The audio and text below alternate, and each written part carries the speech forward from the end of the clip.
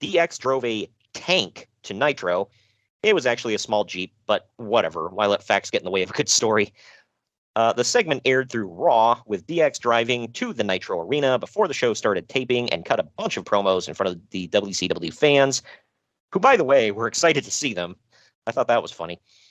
In one segment, they carefully spliced in footage of the marquee at the arena, which announced free tickets for a different event, and they make it look like they were free tickets for Nitro. They repeatedly referenced how WCW gave away a bunch of free tickets for the show. In reality, there were only 632 free tickets for this Nitro.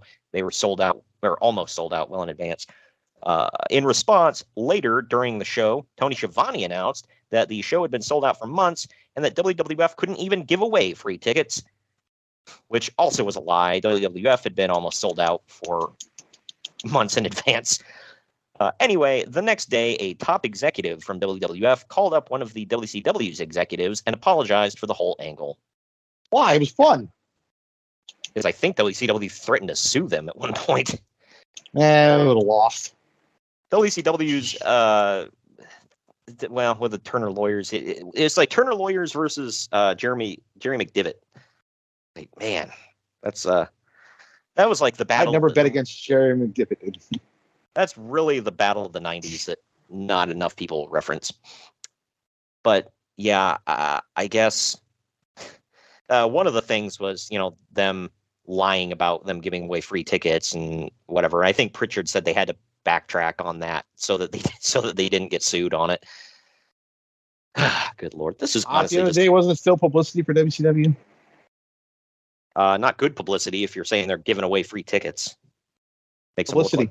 I said publicity. All I said was publicity. The old saying is any publicity is good publicity. Well, this one ended up blowing up, obviously, and it was a big thing. So I think they were told. I think WWF lawyers afterwards told them, "Don't do that ever again." But I want to say Pritchard was saying this was one of those, ask for forgiveness, not permission type deals. So I would do. Yep. Like I said, gift dropped right in their lap, man. This is when it was hot. Remember when Cody and the Bucks did that thing in front of Stanford and no one gave a damn?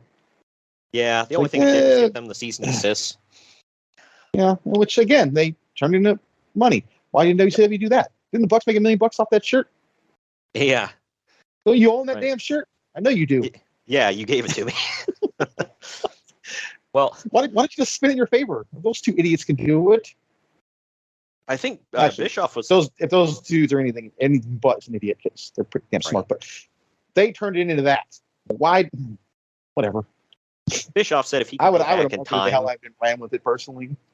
Yeah, well, Bischoff said if he could go back in time, he'd tell all of his guys, "Don't touch them. Open the doors and let them in." Yeah. He's like, then what? What are they going to do then? I called their bluff. He's like, what are they going to actually drive that damn thing to my ring? No. They're going to come in. I think they would have personally. Yeah, knowing those guys, probably. I don't think it would have been physical because they were all boys. I don't think no one realizes that.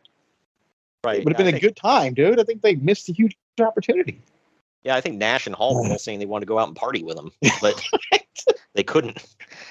I think they said the other guys are literally driving up to the show, like literally up to your back door, and you was like, no cell phones back then.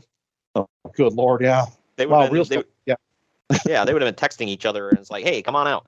Yeah, because I think Nash and Hogan did say they were like, we didn't even know they were there. Otherwise, we would have went out. I believe it with them guys too.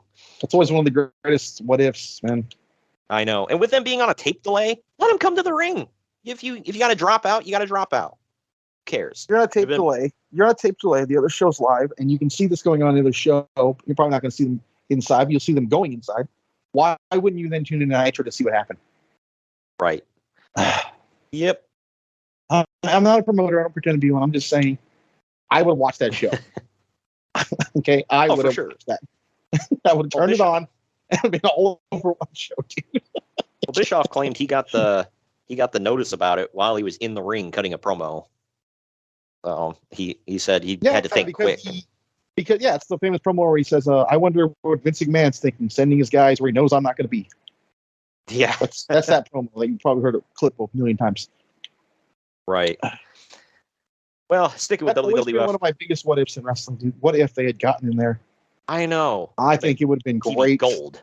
I think Oh, yeah. everybody would have benefited. Not one person would have suffered.